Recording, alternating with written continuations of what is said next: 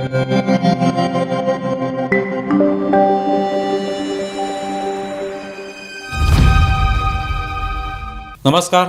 News डंकामध्ये मी महेश विचारे आपल्या सगळ्यांचं मनपूर्वक स्वागत करतो. मित्रांनो, इराण, अमेरिका, इस्रायल या संघर्षानंतर इंधनाचा एक मोठा प्रश्न निर्माण झालेला आहे आणि फक्त भारतात नव्हे तर जगभरामध्ये विविध देशांना ही समस्या जी आहे त्याचे परिणाम सोसावे लागत आहेत हे आपण पाहतोय. आता होर्मुझची जी सामुद्रधुनी आहे त्या ठिकाणी असणारी किंवा त्या ठिकाणी अडकलेली जी जहाज आहेत ती हळूहळू मोकळी होऊ लागलेली आहेत. वेगवेगळ्या देशांकडे ती रवाना झाली आहेत. तसंच भारतामध्ये तिकडची 2 जहाजं शिवालिक आणि नंदादीप ही LPG घेऊन येणारी दोन्ही जहाजं जी आहेत ती भारतामध्ये दाखल झाली आहेत. त्यातलं गुजरातमधलं मुंद्रा हे जे पोर्ट आहे त्या ठिकाणी हे शिवालिक जहाज आलेलं आहे आणि त्याच्यामध्ये जवळपास 44,000 मेट्रिक टन इतका गॅस आहे. आता तो सगळीकडे वितरित केला जाणार आहे. आता यावरनं खरं तर विरोधकांना आनंद वाटायला पाहिजे. अर्थात आनंद वाटणं हे विरोधकांच्या हाती आहे, पण आनंद ठीक आहे त्यांनी व्यक्त करू नये. पण निदान हे गॅसचं जहाज घेऊन आल्यानंतर गप्प तरी बसावं की आता लोकांना निदान ते त्या माध्यमातून गॅस सिलेंडर उपलब्ध होतील. जी काही टंचाई निर्माण झालेली आहे त्या टंचाईचा एक उपाय या निमित्ताने सापडलेला आहे आणि पुन्हा एकदा पूर्ववत सगळा गॅस पुरवठा जो तो होऊ शकेल याबद्दल दिलासा तरी व्यक्त केला पाहिजे. आनंद व्यक्त करू नका. पण ते न व्यक्त करता पुन्हा एकदा त्या मुद्द्यावरून सुद्धा विरोधकांमध्ये प्रचंड जळजळ आणि जळफळाट झाल्याचं दिसून येतं. म्हणजे आधीच वेगवेगळ्या मुद्द्यांवर विरोधक सातत्याने तोंडावर आपटत आहेत हे आपण या सगळ्या युद्धाच्या या सगळ्या काही दिवसांमध्ये आपण पाहिलेलं आहे. वारंवार सांगितलं जात होतं इराण जो आहे तो कसा नाराज झालेला आहे, इराण आपला मित्र आहे. पण नरेंद्र मोदी जाऊन इस्रायलला भेट देऊन आले. तिकडे त्यांनी नेत्यानाहू जे तिकडचे राष्ट्रप्रमुख आहेत त्यांची भेट घेतली आणि त्यामुळे इराण नाराज झालेला आहे. इराण आपला मित्र आहे, आपण त्याला तोडलं असे आरोप केले गेले. पण आत्ता इराणच्या राजदूतांनी सांगितलं, भारतातल्या राजदूतांनी, की भारत हा आपला मित्र आहे आणि भारताला जी काही मदत आहे ती आम्ही करणार आहोत. या तेलाच्या संदर्भामध्ये सुद्धा सगळ्या प्रकारची मदत जी आहे ती ते करणार आहेत.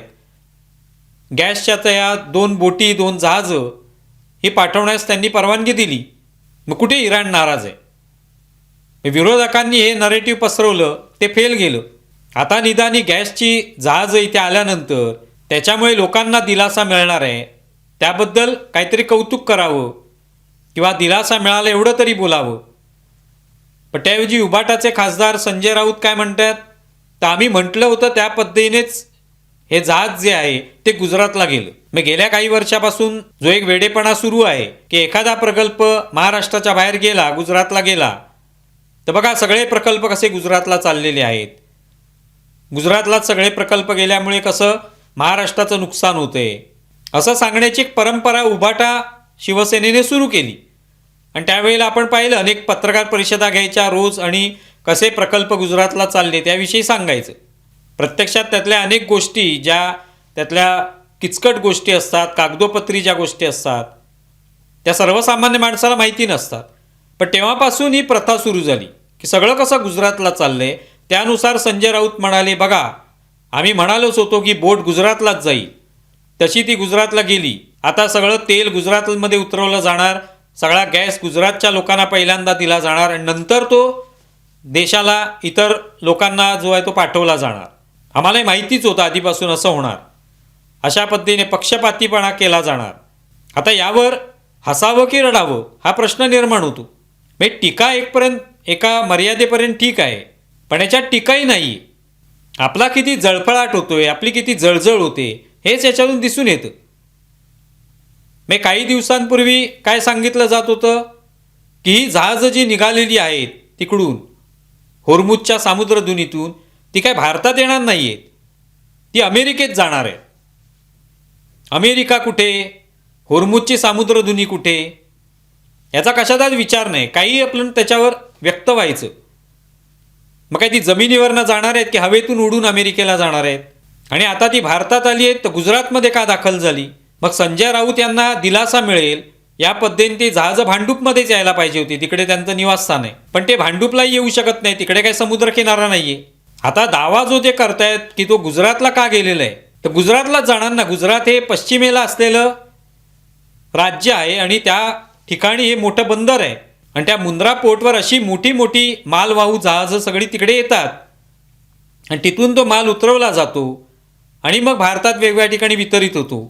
आणखी कुठलं बंदर आहे त्या ठिकाणी? आणि इराणहून येणारं जहाज जे आहे, कोणतंही जहाज असेल, उद्या तेल वाहू जहाज असेल, गॅस वाहून आणणारं जहाज असेल किंवा आणखी काही वेगळा माल घेऊन येणारं जहाज असेल, ते पहिलं पश्चिमेच्याच किनाऱ्याला येणार ना.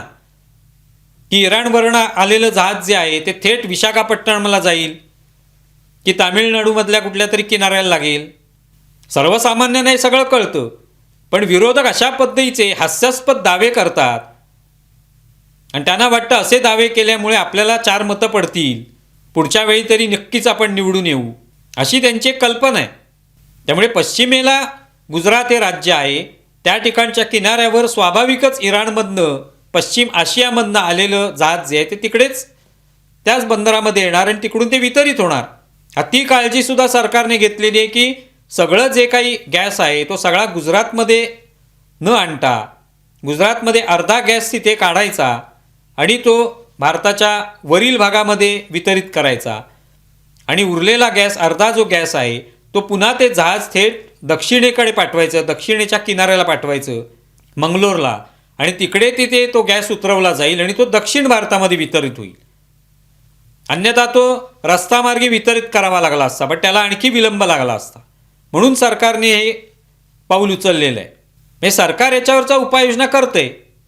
मुळात ही जी काही समस्या गॅसची आहे ही काही सरकारने निर्माण केलेली नाही. सरकारच्या काही चुका झाल्या, सरकारने काहीतरी गॅस एजन्सीच्या बाबतीत काही चुकीचे नियम बदलले किंवा काही ते वेगळे निर्णय घेतले, त्यामुळे सगळ्या समस्या निर्माण झाली, असं अजिबात नाही.